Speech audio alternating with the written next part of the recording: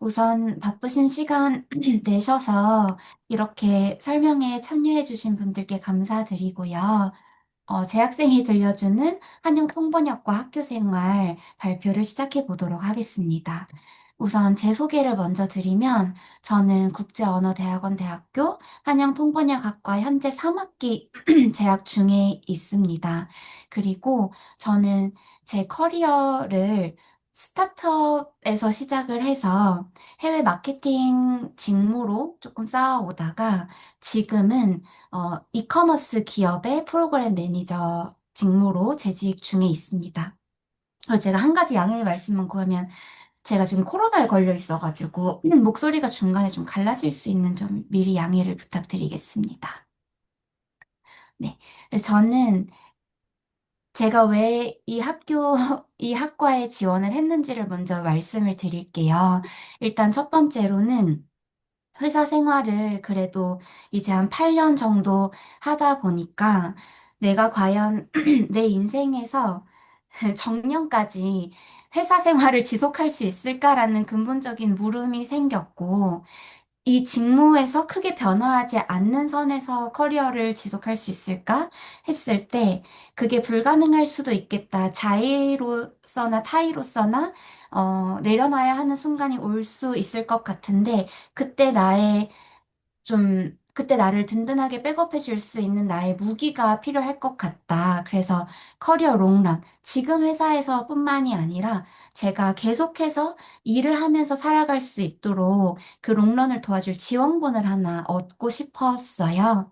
그거를 찾는 과정 중에 이 통번역이라는 무기를 찾게 되었고, 그 두 번째 이유로는 사람들이 많이들 이제 본인의 커리어 설명을 할 때 제너럴리스트냐 스페셜리스트냐를 많이 얘기를 하는 것 같습니다. 근데 저는 둘 중에서 꼽자면은 제너럴리스트에 속하는 것 같아요.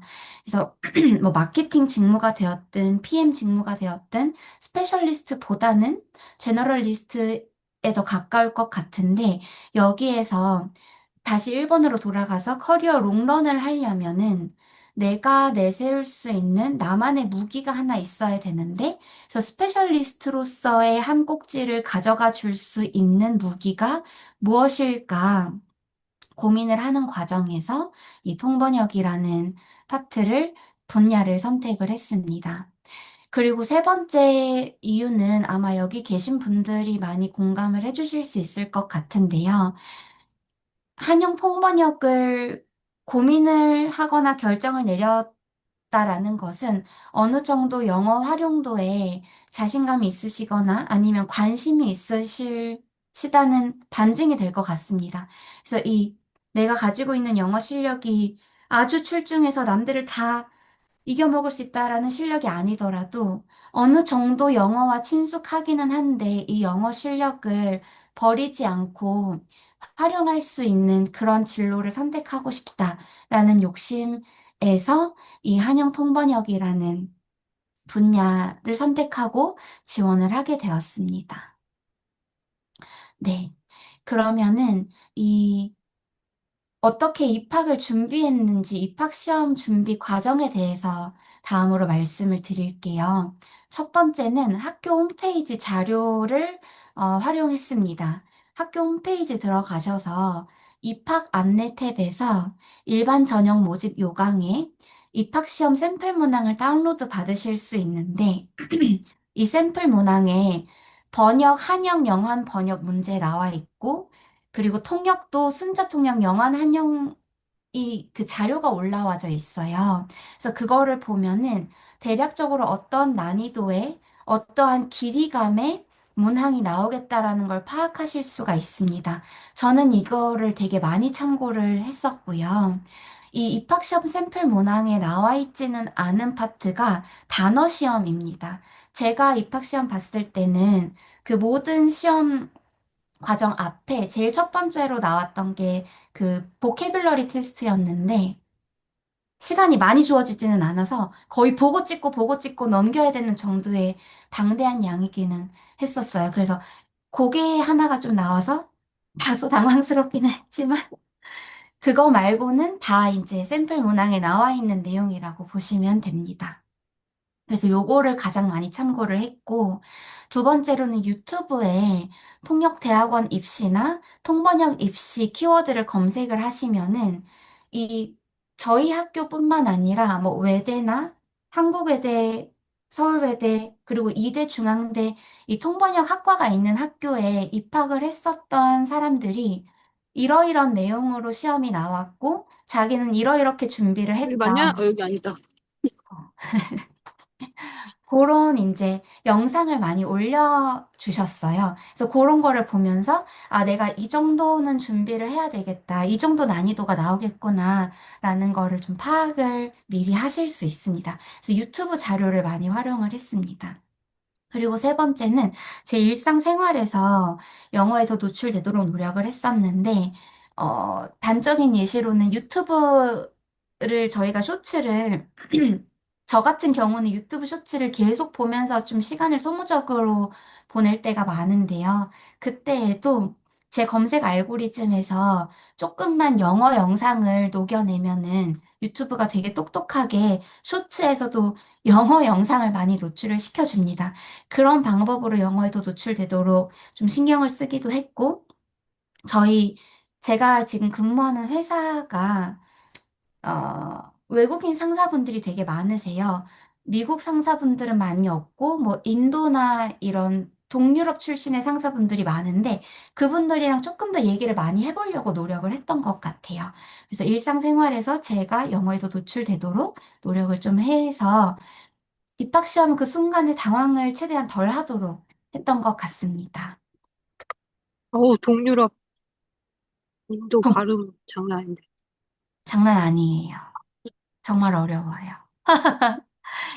그래서 그 부분도 한번 말씀을 드리고 싶은데, 제가 여기에 입학 후 변화에 세 가지 중에서 실력 향상을 써놨는데, 이 실력 향상이 실력이 많이 향상했습니다. 라기보다는 되게 자잘자잘한 부분에서, 아, 이제 내가 이 정도가 좀 가능해졌네라고 아주 사소하지만 변화의 폭을 느낀 부분들이 있는데, 그게 바로 저희 상사분들이랑 얘기할 때, 이 사람이 나한테 지금 말하는 맥락이 뭐지를 파악하고, 내가 그러면 어떻게 답변을 해야 되는지 그런 걸 좀 잡아낼 수 있는 맥락을 캐치하는 그런 역량이 조금 늘어난 것 같아요. 그래서 이전에는 인도 분들이 막 말을 걸어 오시면은, 뭐, 통역사를 껴주세요라고 한다든지, 좀, 나는 너의 말을 잘 알아들을 자신이 없어가 표정으로 보이고 그렇게 했었다면은, 이제는 지금 제 직속 상사가 인도 분이신데, 좀 자신감 있게 대면을 하고, 뭐, 무슨 질문이든 무슨 피드백이든 너가 일단은 해라. 내가 최대한 너의 말을 알아들어 보겠다. 라는 식의 약간 태도 변화가 있습니다. 그래서 그런 부분에서 실력이 뭐 크게 제가 지금 3학기째여가지고 엄청 드라마틱하게 변화했다라고는 말씀을 드리기가 어렵지만 소폭소폭으로는 상승을 좀 하지 않았나 싶습니다. 그리고 두 번째 변화는 생활 패턴의 변경인데요. 아까 교수님이 잠깐 언급해 주셨지만 저희가 월요일, 수요일 저녁에 줌 수업이 있고 토요일에는 오프라인으로 학교에 모여서 수업을 진행하고 있어요. 그래서 월, 수, 토의 수업 패턴이 이제 어느 정도 많이 적응을 했습니다. 그래서 월요일, 수요일은 좀 무슨 일이 있어도 반드시 칼퇴를 하려고 노력을 하고 금요일에는 최대한 유튜브 쇼츠 알고리즘에 현혹되지 않고 최대한 좀 잠을 빨리 자서 그 다음날 수업에 제가 좀 지장이 없도록 이 생활 패턴을 좀 잡아 가려고 노력하고 있고 이제 3학기째인데 좀 어느 정도 잡힌 것 같습니다. 그리고 네. 사실 월수토뿐만이 아니라 다른 요일에서도 스터디 준비를 한다거나 수업 과제를 준비한다거나 하는 계속해서 영어에 노출되어야 하고 이 통번역을 해야 되는 상황들에 맞닥뜨려지는데 그래서 학교가 아니고 회사 퇴근을 하고 나면은 내가 어느 정도 과제를 하거나 수업을 해야 되는 이 패턴, 그리고 주말도 이틀 중에 하루는 좀 통번역에 시간을 온전하게 쏟아야 되는 이 생활 패턴에 좀 적응을 해가고 있다라고 말씀드릴 수 있을 것 같아요. 그리고 커리어 고민이 세 번째 변화인데 이게 긍정적인 커리어 고민이라고 저는 생각을 합니다. 그래서 기존의 저의 커리어 고민은 계속 해외 마케팅, 글로벌 마케팅 직무나 아니면 PM 직무, 이커머스에서 PM 직무로 좀 제한이 되어서 제가 커리어를 어떻게 확장할 수 있을까 고민을 했다라고 하면 이제는 저희 동기분들 중에서나 선후배분들 중에서 그분들이 어떤 분야에서 지금 일하고 계시고 어떤 분야로 나아가고 계시고 하는 얘기를 듣다 보니까 아, 어쩌면 나도 조금 더 노력하면 이 통번역이라는 무기를 살려서 그쪽으로 더 진출해 볼 수 있지 않을까라는 조금 더 커리어 고민이 확장이 되었어요. 이 부분은 저희 동기분들께도 말씀드린 적이 없고 아마 김훈밀 교수님도 처음 들으시는 걸 텐데 되게 이제 틈틈이 틈 날 때마다 링크드인이나 아니면 다른 이제 알고리즘들을 통해서 올라오는 채용 공고들을 제가 좀 눈여겨보고 있는데, 입학하기 전에는 제가 아예 고려하지 않았던 분야도 어느 정도는 좀 해보고 싶다. 내가 어떻게 도전을 해볼 수 있을까라는 고민을 가지고 눈여겨보고 있거든요. 그래서 더 확장된 커리어 고민을 하게 된 게 저는 변화 중에 하나라고 생각을 합니다. 네, 그러면 넘어가서 이 학과의 장단점에 대해서 말씀을 드리고 싶은데요. 단점을 먼저 말씀을 드리면 교수님도 분명히 말씀하셨는데 이게 쉽지가 않다라고 말씀을 주셨는데 쉽지 않은 정도는 아니고 되게 어렵습니다. 사실 병행이. 수업과 현업의 병행이 아니고 수업과 과제와 현업 이 세 가지가 병행이 되어야 하다 보니까 사실 되게 지칠 때가 많아요. 근데 이제 사람이 너무 지쳐가지고 약간 포기를 해야 되나 싶은 순간이 오면 방학이 있고 또 방학 동안에 재충전을 하고 다시 학기에 돌입하고 요런 이제 사이클은 있기 때문에 병행이 가능은 합니다. 근데 어느 정도 마음의 준비와 퇴근 후에 내가 영어 공부에 좀 집중을 하겠다라는 마음가짐 좀 하고 오시면은 병행이 많이 쉬워지실 것 같습니다. 그래서 요게 이제 단점이고 장점이 훨씬 더 많다라고 저는 생각을 해요. 그렇기 때문에 뭐 휴학이나 아니면 때려치거나 이렇게 하지 않고 저도 계속 이 학기를 이어가고 있는 입장인데 첫 번째로는 직장 병행이 가능하다는 점입니다. 저희가 야간 대학원이고 또 토요일에 수업을 하는 게 있기 때문에 직장을 그만두실 필요가 없습니다. 네, 평일에는 비대면으로 저녁에 수업을 하고 토요일은 오프라인으로 수업을 진행하기 때문에 직장 그만둘 염려는 하지 않아도 됩니다. 이게 2년의 과정이고 혹시 중간에 휴학을 하게 되면 2년 플러스가 될 수 있는데 그 기간 동안에 수입이 사라진다라는 거는 사실 굉장히 큰 리스크잖아요. 그 리스크를 짊어지지 않고 계속 지금 받는 금전적인 이제 인센티브를 가져가면서 병행할 수 있다는 게 큰 장점이고, 그리고 입학생 전원 인정장학금 아까 교수님께서도 말씀을 해주셨는데 30에서 35%가 나오는 걸로 알고 있는데 이게 생각보다 또 등록금 낼 때가 되면은 많은 위안이 됩니다. 네. 그래서 이것도 하나의 장점이고, 세 번째 장점은 다양한 배경의 동기들을 만나서 굉장히 스스로 동기부여가 되게 많이 됩니다. 동기들을 보면은 연령대도 다양하고, 제가 30대 지금 초중반인데, 40대, 50대 초반까지의 동기분들이 계시고, 지금 계신 현업도 되게 다양해요. 외국계 대기업, 외국계 중소기업, 그리고 미군 부대에서 일하는 분들도 계시고, 회계법인에서 일하는 회계사님도 계시고, 아니면 협회에서 일하는, 저작권 협회에서 일하는 분도 계시고, 굉장히 다양합니다.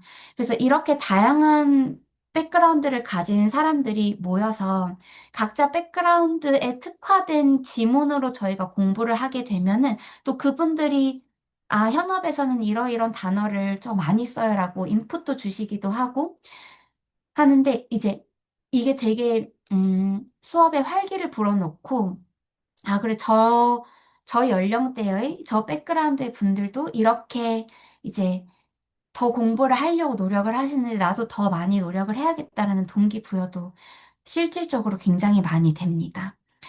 그리고 네 번째 장점은 이제 실력파 교수진인데 이제 친절하다라고 제가 덧붙였어요. 이거를 덧붙인 이유는 일단은 교수님들이 많은 분들이 지금 현업도 병행하시면서 이 교수 역할도 해주고 계신데 그렇기 때문에 현장에서 통역을 하면은 이러이러한 것들을 더 중점적으로 보셔야 되고 이러이러한 걸 더 놓치지 않으셔야 됩니다라는 굉장히 생생한 꿀팁을 많이 전수를 해주십니다. 근데 저희는 아무래도 학생이기 때문에 통역 현장에 갈 기회가 현저하게 적은데 이런 생생한 팁을 받을 수 있어서 너무 좋고 그리고 어떻게 공부를 해야 되는지 방법에 대해서 조언을 많이 해주세요. 뭐 예를 들어서 스터디를 많이 해야 됩니다라고 얘기하시는데 스터디 파트너를 이렇게 구해서 스터디를 이러이러한 방법으로 하시고 서로 피드백은 이러이러한 방법으로 줘가면서 스터디를 진행해 보세요라든지 아니면은 뭐 순차나 동시 통역을 할때 내가 이런 부분에서 부족한 점이 있으면은 그러면 그 부분은 이렇게 한번 뭐 예를 들어 뭐 쉐도잉이나 다른 파트를 조금 더 강화해서 한번 이제 이겨내 보세요라든지 그 실질적인 조언들을 되게 많이 주시고요. 그리고 제가 친절한을 써붙인 이유는 저희가 야간 대학원이다 보니까 퇴근하고 수업에 들어가거나 월요일부터 금요일까지 달리고 이제 토요일에 수업을 가는데 저희의 피로도를 이해해 주십니다. 다그치기만 하지 않으세요.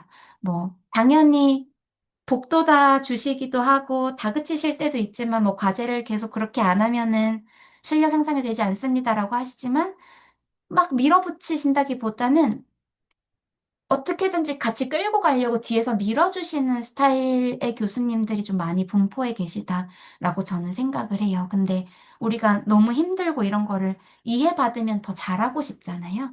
그래서 이러한 것들을 굉장히 이해해 주시는 교수님들로 구성이 되어 있습니다.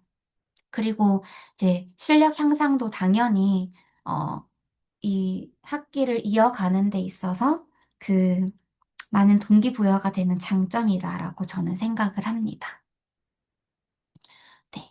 그리고 이제 입학을 혹시 고민을 하고 계시는 분들이 계시다면, 어, 저는 이렇게 좀 말씀을 드리고 싶어요.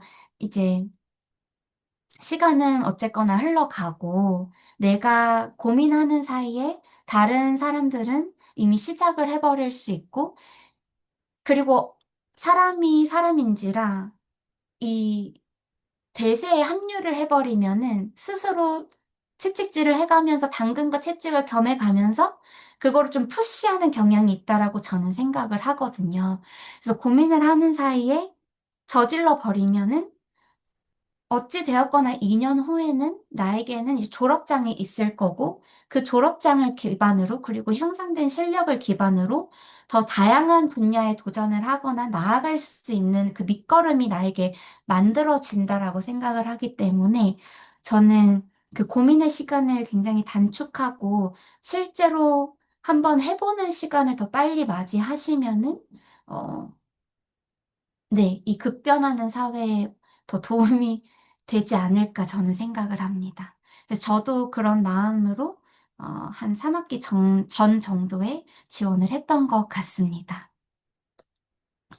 제가 좀 중구난방으로 얘기한 경향이 있는데 혹시 저에게 질문 주시고 싶은 분들이 계시면은 네, 한번 주시면 감사하겠습니다.